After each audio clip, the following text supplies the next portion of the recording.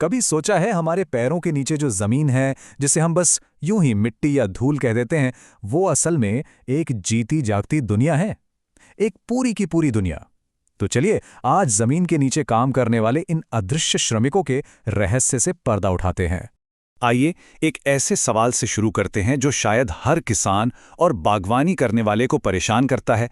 सवाल ये है कि आखिर हमारी मेहनत से डाला गया, इतना पैसा लगाकर खरीदा गया 70% तक उर्वरक चला कहाँ जाता है? मतलब बर्बाद क्यों हो जाता है? 70%। ये एक बहुत बड़ा नंबर है ना? एक चौंकाने वाली बर्बादी है। और मजे की बात यह है कि इसका जवाब कहीं और नहीं, बल्कि जमीन की सतह के ठीक नीचे छिपा है, मिट्टी के उन नन्हे अदृश्य कामगारों में। तो चलिए अब इस रहस्य की तह तक चलते हैं। देखिए, एक स्वस्थ जीवित मिट्टी में ना सब कुछ एक दूसरे से जुड़ा होता है, बिल्कुल एक डोमिनो लाइन की तरह। सोचिए, एक डोमिनो गिरा और फिर एक के बाद एक सब गिरते चले जाते हैं। अगर एक भी चीज गड़बड़ हुई तो पूरा का पूरा सिस्टम बैठ जाता है। और ये सब ना एक सिलसिलेवार तरीके से होता है। ये पूरा डोमिनो इफेक्ट 4 चरणों में होता है। पहला, एक्टिव कार्बन जो मिट्टी का ईंधन है वो गायब हो जाता है। दूसरा, इसके बिना जो माइक्रोब्स होते हैं यानी सूक्ष्म जीव, वो समझ लीजिए हड़ताल पर चले जाते हैं। तीसरा, इसका नतीजा ये होता है कि पोषक तत्वों का जो चक्र है वो रुक जाता है। और चौथा और आखिरी चरण, हमारा उर्वरक फेल हो जाता है, बर्बाद हो जाता है। चलिए अब इन चारों को जरा एक एक करके समझते हैं। तो सबसे पहला डोमिनो, कार्बन, यही है जो मिट्टी के पूरे इकोसिस्टम को चलाता है, उसका ईंधन है। अब सवाल उठता है कि ये एक्टिव कार्बन आखिर है क्या भला? देखिए, सीधे और सरल शब्दों में कहें तो ये मिट्टी के जैविक पदार्थ का वो हिस्सा है जो माइक्रोब्स के लिए, आप कह सकते हैं, तुरंत मिलने वाली एनर्जी का सोर्स है। इसे समझने का सबसे अच्छा तरीका जानते हैं क्या है? इसे मिट्टी की दुनिया का फास्ट फूड समझिए। जी हां, बिल्कुल फास्ट फूड की तरह, जैसे शुगर और प्रोटीन जो खाते ही तुरंत एनर्जी देते हैं। माइक्रोब्स के लिए ये बिल्कुल वही काम करता है। तो फिर सोचिए क्या होता होगा जब ये फास्ट फूड खत्म हो जाता है। तब जमीन के नीचे एक खामोश हड़ताल शुरू हो जाती है। जब बैक्टीरिया और फंगस जैसे इन छोटे छोटे कामगारों को ये कार्बन वाला ईंधन नहीं मिलता, तो वो बस काम करना बंद कर देते हैं। या तो वो सुस्त होकर बैठ जाते हैं या फिर मर ही जाते हैं। ये बात एक बहुत ही अच्छी मिसाल से समझी जा सकती है। जरा सोचिए, एक रसोई है जो खाने पीने की चीजों से भरी पड़ी है, लेकिन उसे पकाने वाला कोई बावर्ची ही नहीं है। ठीक यही हाल मिट्टी में मौजूद पोषक तत्वों का होता है। वो हैं तो सही, लेकिन जब उन्हें पौधों के लिए पकाने वाले माइक्रोब्स ही हड़ताल पर हों, तो फिर क्या फायदा?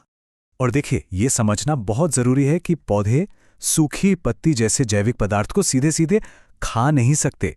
वो बेचारे सिर्फ पानी में घुले हुए पोषक तत्व पी सकते हैं। और यहीं पर माइक्रोब्स का जादू शुरू होता है। यही वो बावर्ची है जो जैविक पदार्थों को तोड़ फोड़ कर पौधों के लिए पीने लायक एक पौष्टिक सूप तैयार करते हैं। तो जब ये पूरा सिस्टम टूट जाता है तो इसका क्या मतलब हुआ? इसका सीधा सीधा मतलब है पैसे की बर्बादी। जी हां, चलिए देखते हैं कि ये अकुशलता हमारी जेब पर आखिर कितनी भारी पड़ती है। और ये आंकड़ा सच में चौंकाने वाला है। एक खराब सिस्टम में हर 100 किलो या 100 यूनिट खाद में से सिर्फ और सिर्फ 30 यूनिट ही असल में पौधे तक पहुंच पाती हैं। ये चार्ट देखिए, ये पूरी कहानी खुद बयां कर रहा है। हमने 100 यूनिट उर्वरक डाला, लेकिन पौधे ने कितना इस्तेमाल किया? सिर्फ 30 यूनिट।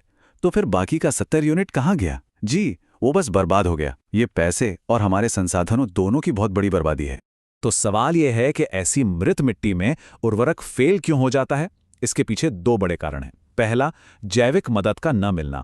मतलब माइक्रोब्स जो हैं वो जड़ों के लिए एक तरह से पाइपलाइन का काम करते हैं, दूर दूर से पोषक तत्व खींच कर लाते हैं। अब जब वही नहीं होंगे तो जड़ें तो भूखी रह जाएंगी। और दूसरा कारण है केमिकल अस्थिरता। इसमें क्या होता है कि पोषक तत्व या तो पानी के साथ बहकर निकल जाते हैं या फिर मिट्टी के कणों से ऐसे चिपक जाते हैं, ऐसे कैद हो जाते हैं कि पौधे उन्हें इस्तेमाल ही नहीं कर पाते। तो फिर इसका समाधान क्या है? समाधान छिपा है हमारे सोचने के तरीके में एक बहुत ही बुनियादी बदलाव में। हमें अपना ध्यान सिर्फ पौधे को खिलाने से हटाकर उस मिट्टी को खिलाने पर लगाना होगा जो असल में उस पौधे को पालती पोसती है, उसे जीवन देती है। ये टेबल देखिए, ये पूरी कहानी को एक नज़र में समझा देती है। जब मिट्टी में एक्टिव कार्बन ज्यादा होता है तो माइक्रोब्स का हमारा वर्कफोर्स एकदम खुश रहता है और पौधे को भरपूर पोषण मिलता है। लेकिन जब कार्बन कम हो जाता है तो यही माइक्रोब्स भूखे रह जाते हैं और पोषक तत्व मिट्टी में ही लॉक हो जाते हैं, बेकार पड़े रहते हैं। और जब हम सिर्फ केमिकल खाद पर निर्भर हो जाते हैं तो नतीजा क्या होता है? लागत बढ़ती जाती है और फायदा घटता जाता है। तो अंत में सवाल बस इतना सा है, हमें ध्यान किस पर देना चाहिए? सिर्फ पौधे को खिलाने पर, या फिर उस पूरी जीती जागती दुनिया को पोषित करने पर जो असल में उस पौधे को खिलाती है? अब ये सोचना हम सबको है।